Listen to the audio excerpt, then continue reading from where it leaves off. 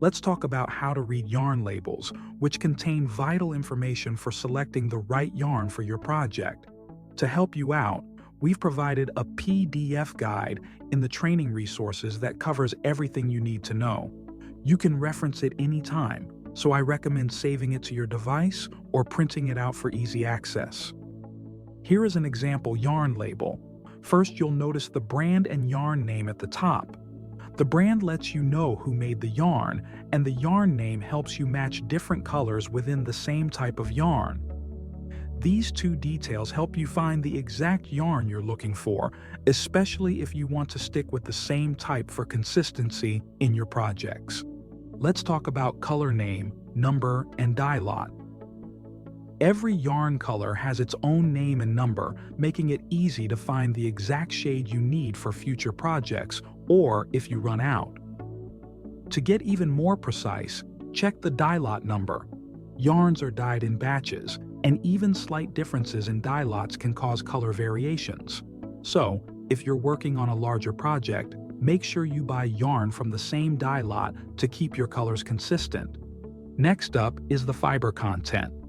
This part of the label tells you exactly what your yarn is made from, like 100% acrylic or a cotton and polyester blend.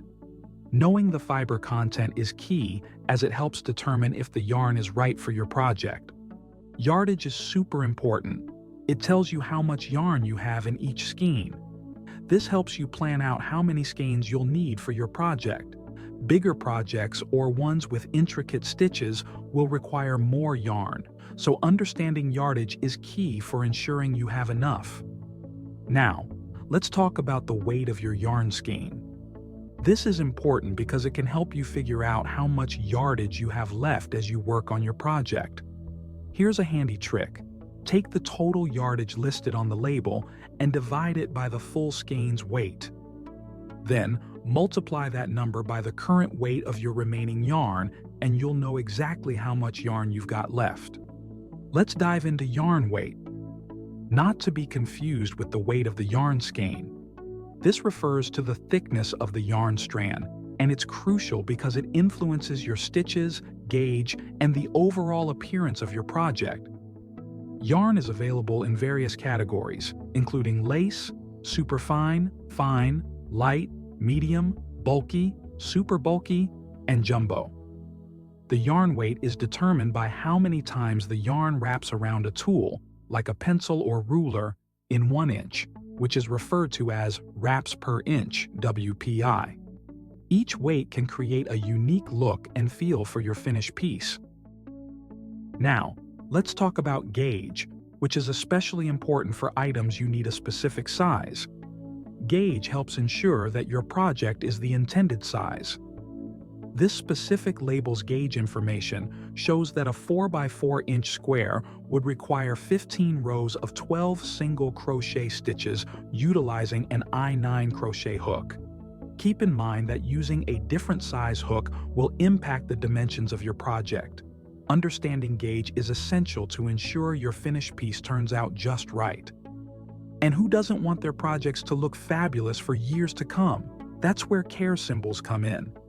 These symbols on the yarn label tell you how to wash, dry, and care for your finished items. For instance, if you see a washing machine symbol, it means the item is machine washable, while a hand symbol indicates that it should be hand washed. There's a handy symbol cheat sheet in the provided PDF for you to reference whenever needed. Following these care instructions is key to keeping your creations in great condition for a long time. So there you have it. Understanding yarn labels is essential for selecting the right yarn for your projects. With all this information at your fingertips, you can make informed choices that lead to beautiful creations. Remember to keep that PDF handy for quick reference, and don't hesitate to refer back to it as you get started. Great job. We just covered a lot of important information, and you did fantastic. Remember, every bit of knowledge you gain brings you closer to mastering crochet. Now, let's put that knowledge to the test with a quick and simple 5-question quiz coming up next. You've got this.